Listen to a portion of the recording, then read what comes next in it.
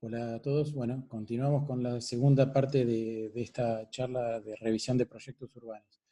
Eh, en este momento vamos a hacer un poco lo contrario de lo que hicimos anteriormente, ¿no? En la primera instancia hicimos una revisión de todas las variables en una intervención para reforzar el método. Ahora vamos a hacer un repaso, vamos a sobrevolar varias intervenciones, focalizando solamente en los aspectos que nos parecen centrales. Después cada uno de ustedes, cuando vea alguna intervención que le interese, bueno, podrá analizarla en mayor profundidad. En este caso vamos a detenernos solamente en los aspectos que nos parezcan interesantes. Y vamos a revisar en un primer momento, en una primer charla, los revisiones del contexto internacional, para luego en otro próximo videíto, otra presentación, revisar las situaciones del contexto local, que es fundamental para ver realmente qué son las situaciones cómo se han abordado la problemática en el contexto local, con la situación social, socioeconómica y demás del contexto local. Así que bueno, vamos con las situaciones del contexto internacional. Vamos a ver rápidamente una intervención del estudio de OMA del año 2013, y esta resulta interesante el criterio de cómo se aborda la situación urbana. Esto se trata de un borde ribereño, donde a la izquierda está la ciudad y esto es el borde de agua. Entonces, básicamente, la metodología de intervención es, primero, identificar las preexistencias de valor histórico-cultural. Segundo, se definen áreas de intervención, definiendo áreas paralelas a la ciudad delimitando áreas longitudinales de distintas características, para luego establecer un conector muy fuerte que atraviesa todas esas instancias y que además conecta los equipamientos urbanos y finalmente conectores y equipamientos de segunda jerarquía. O sea, eso básicamente da como resultado el tejido urbano, una nueva banda urbana generando un nuevo frente urbano con situaciones de parque caracterizadas por distintas conformaciones del soporte natural en estas bandas, como la ciudad se va desmaterializando en este sentido, la ciudad va ganando el verde, todo eso con un fuerte conector que nace en la ciudad, atraviesa cada una de esas bandas, pasa por los principales equipamientos para terminar en el soporte natural y en cómo la ciudad gana una conectividad con el medio natural. Rotterdam, año 1955, la propuesta es el Lichtman, es una propuesta urbana que ha sido referente y que ha resultado paradigmática por su resolución y que ha dejado huella en muchas de las intervenciones urbanas que han venido posteriormente. Acá podemos ver en el gris más oscuro edificaciones existentes y en el gris más claro las nuevas propuestas de baja altura, y cómo en el espacio central se articula un espacio peatonal alimentado por situaciones vehiculares que se dan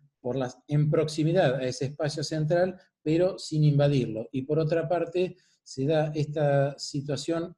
que les mostraba anteriormente, donde esta analogía del propio Bakema, que hace entre cómo cuando una familia sale a pasear con los hijos, las relaciones que se dan entre los hijos en un plano, en otro plano se dan relaciones entre los padres, y en otros planos se dan las relaciones entre los padres y los hijos. Bueno, lo mismo espacialmente se da en el corte del Lisbon entre las situaciones del paseo urbano comercial con pequeñas edificaciones en la situación del cero, y grandes edificaciones que logran la densidad, que proponen un segundo marco de contención y de diálogo entre los componentes urbanos. Bueno, o sea, estas son las edificaciones bajas, y en gris están las edificaciones más altas del tejido. Y acá se puede apreciar cómo estos edificios bajos permiten una situación peatonal agradable, sin tener el agobio de las grandes edificaciones, las cuales se van a un segundo plano, aparecen edificaciones de mucha altura, de mucha densidad, sin embargo el espacio urbano está dominado por el peatón, con espacio para la naturaleza, la vegetación y la tranquilidad, y con muy buenas situaciones de asoleamiento y ventilación, cuando podemos ver luego cómo este espacio está contenido por estas edificaciones y está inserto en una situación de alta densidad que en la imagen anterior no parecía tenerlo. Bueno, todo esto está, y esta calle peatonal funciona y está, si bien se logra este espacio peatonal por excelencia, eso se logra gracias a que el vehículo llega hasta los bordes de esta instancia, pero no participa, no llega a la escena, sino que llega hasta los bordes. Toda esta zona está irrigada por la situación vehicular, pero sin participar en ella. Bueno, acá vamos a ver una propuesta mucho más contemporánea del estudio MBRDB del año 2006 en China, que está caracterizada por un gran parque central de la ciudad y una propuesta donde básicamente se nota, me parece con mucha claridad, cómo la propuesta básicamente se estructura a partir de la definición de un borde donde se define hasta dónde llega a crecer la mancha urbana y hasta dónde no va a llegar. Ese borde cumple una función de delimitar hasta dónde va a llegar la mancha urbana y por otro lado de establecer una especie de centro lineal, podemos decir de alguna manera, que conlleva, aloja todas las actividades principales para la propuesta del sector y que se van intercalando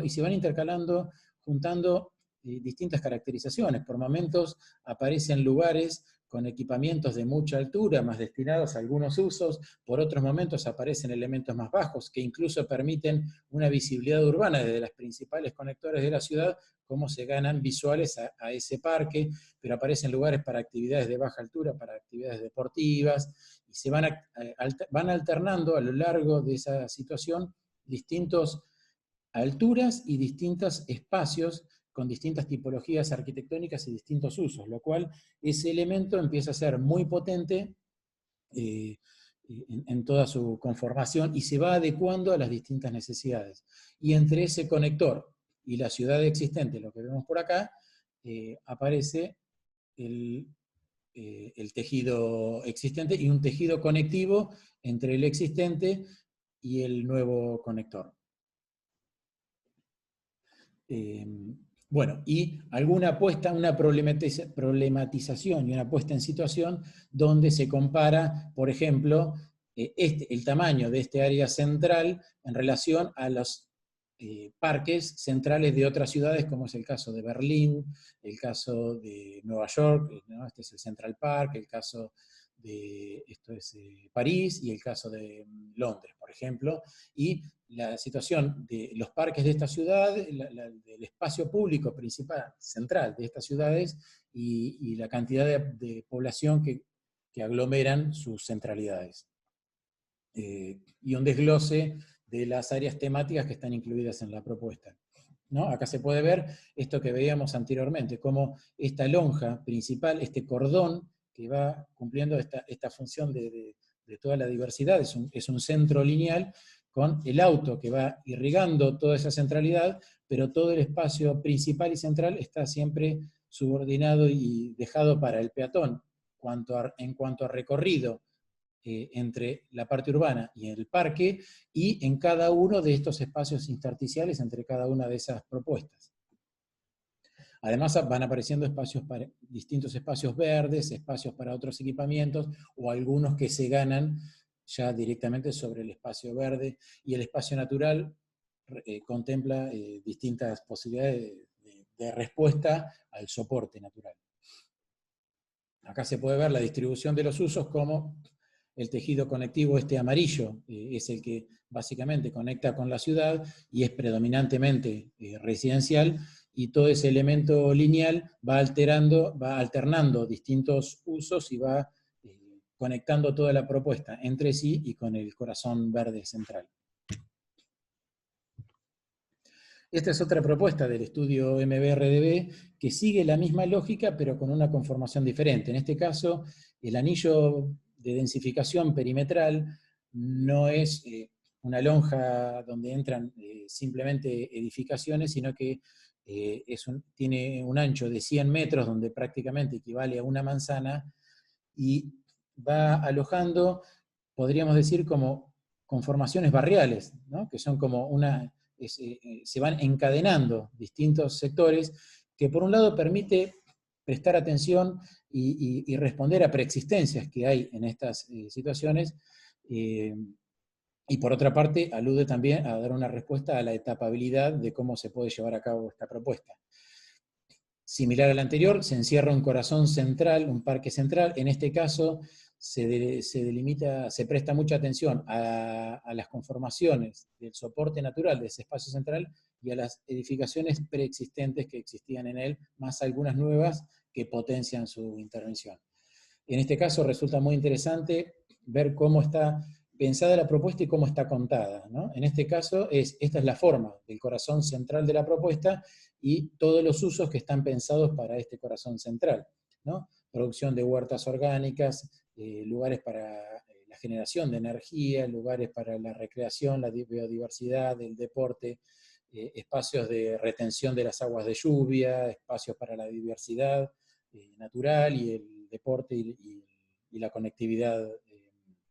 de tracción a sangre, vendría a ser. Y por otra parte, en todo el anillo que contiene ese espacio central, se encuentran todas las actividades urbanas donde hay espacios para la vivienda, el trabajo, la recreación, la salud, la cultura, las actividades comunales, el deporte y la conectividad, entre otros.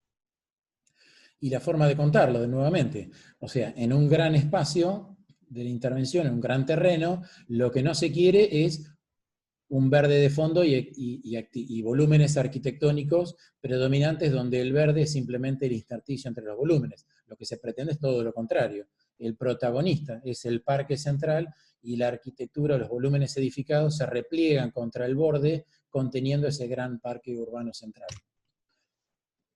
Y para ello, entonces, existe esta principal definición de cómo abordar cada uno de esos dos componentes principales. Primero, un relevamiento de la zona del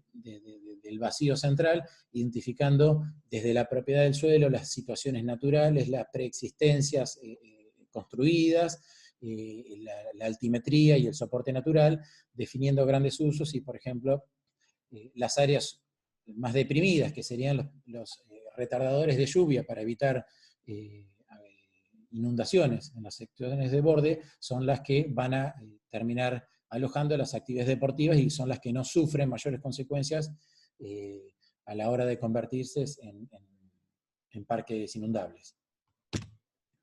Y por otra parte, las estrategias principales de intervención en el anillo que rodea, de cómo se conforma esa unidad de 100 metros, cómo está atravesada por una red de alta tensión que provee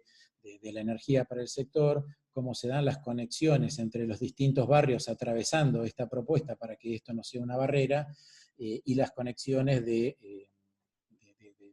baja velocidad o de bicisendas y demás que son de tracción a sangre y cómo se conecta la propuesta con los otros sectores.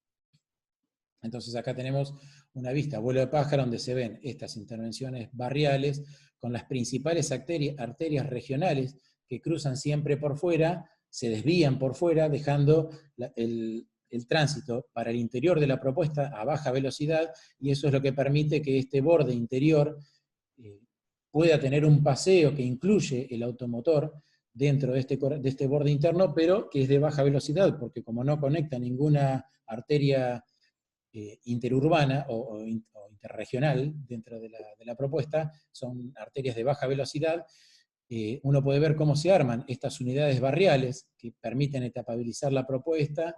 y además al interior de estas unidades barriales van a estar dominadas plenamente por el uso peatonal, ¿no? Este sería uno de esos barrios con esta situación de esta calle que divide el área de los parques centrales con las bicisendas que acompañan, y cada uno de estos barrios dominados plenamente por el peatón, ¿no? Esto, al interior de esos barrios totalmente dominados por el peatón y algún eventual automóvil eléctrico de poca huella o de poca interferencia en esa situación urbana, y el parque central con lugar para jardines, deportes, recreación, huertas y actividades de recreación, de ganancia solar y situaciones de retardamiento de la lluvia. Bueno, otra propuesta del estudio MBRDB, también con una fuerte presencia en la situación, en la huella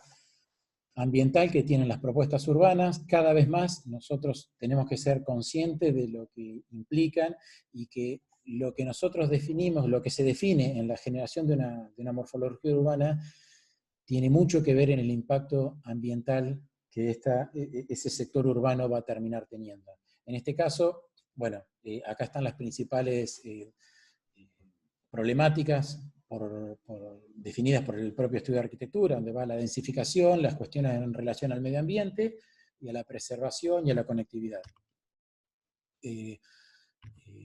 Bueno, si miramos, nos detenemos por un ratito en el trazado, van a ver que el trazado está,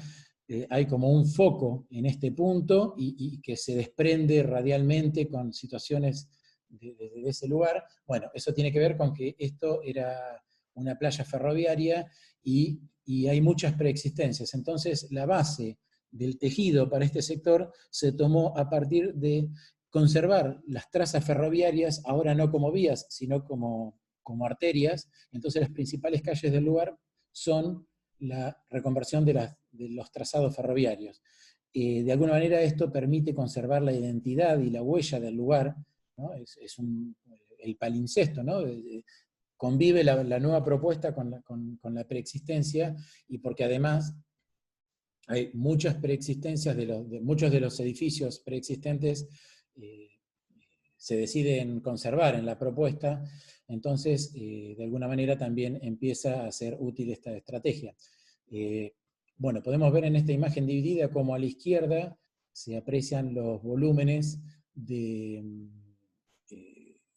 estado previo de la situación, y a la derecha cómo se empiezan a repensar, donde aparecen nuevas edificaciones, otras se redesfiguran, aparecen nuevas morfologías, aparecen edificaciones nuevas y aparecen edificaciones que desaparecen.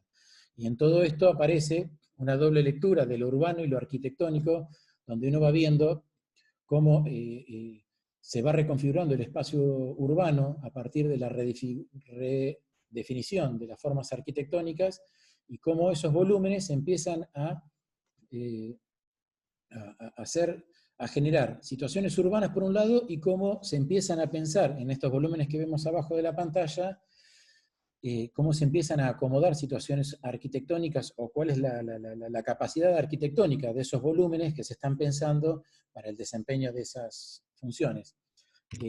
Para luego empezar a ver cómo esos volúmenes arquitectónicos a su vez contienen espacios urbanos, como podemos ver por este sector, y cargan de contenido a esos espacios con actividades gastronómicas, como podemos ver en este caso, o con actividades de ferias y de recreación, como podemos ver en este otro, en ese constante ida y vuelta entre lo arquitectónico y lo urbano. Pero por último, como les decía, estas propuestas, me parece que es una de las actividades o de los focos de las cuales se pensó esta propuesta, tiene que ver con la situación medioambiental, donde todas estas imágenes que veíamos al principio y que se ven ahí en el telón de fondo, que parecen formas un poco caprichosas de las cubiertas, en realidad no obedecen a caprichos formales, sino que tiene que ver con pensar una arquitectura que en este caso se está pensando un distrito barrial de autosuficiencia energética, donde a partir de esas cubiertas inclinadas, que son básicamente colectores solares, que están diseñados a partir de la ganancia y de la mayor eficiencia solar, esto junto con cuestiones de racionalidad constructiva, de diseño y de normativas que tiene que ver con la utilización de energías tipo geotermia y demás, de medios de transporte sustentables, llegar a una propuesta de sector con una autosuficiencia energética, lo cual es sumamente importante. Bueno, por otro lado, esta es una intervención urbana que básicamente lo que me parece más interesante, o por que lo traigo a esta situación, tiene que ver con cómo se logra conformar un tejido de alguna manera con algunas particularidades. Bueno, Esto se desarrolla en Rotterdam y básicamente esta propuesta está caracterizada por una arteria principal de conectividad regional que dividía dos áreas de Rotterdam y una gran barrera urbana. En este sentido, acá está la situación diagnóstica al principio, una zona muy consolidada, algunas zonas de parques y la gran barrera que no permite la conexión de este sector urbano con todo este sector. La estrategia, rápidamente o muy concretamente, es esta conformación de elementos lineales urbanos que permite etapabilizar y situaciones de arterias de conectividad en el otro sentido muy fuertes que permiten conectar. En este caso también la linealidad no solo es de los sistemas de transporte y del barrio, sino también de los sistemas de agua. Bueno,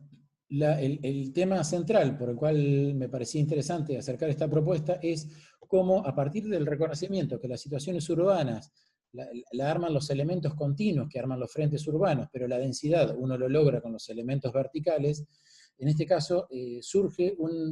una forma, un pensamiento de tipologías urbanas, de una morfología que permite la combinación de zócalos bajos continuos con elementos urbanos que arman una linealidad a media altura y un desprendimiento de elementos en altura en forma de damero que permite densificar, pero no agobiar y permitiendo que buenas situaciones de asolamiento y ventilación de todo el espacio peatonal público de planta baja. O sea, una planta donde los desprendimientos en altura se dan en forma de damero, evitando el entrecruzamiento de las visuales de los volúmenes, y que está permitido gracias a un estudio de la tipología de las manzanas, donde cada manzana está compuesta por un basamento compacto, comercial, con una tipología de anillo con un corazón libre, ¿no? Un elemento lineal de baja altura que sobre la situación comercial, esto para situación de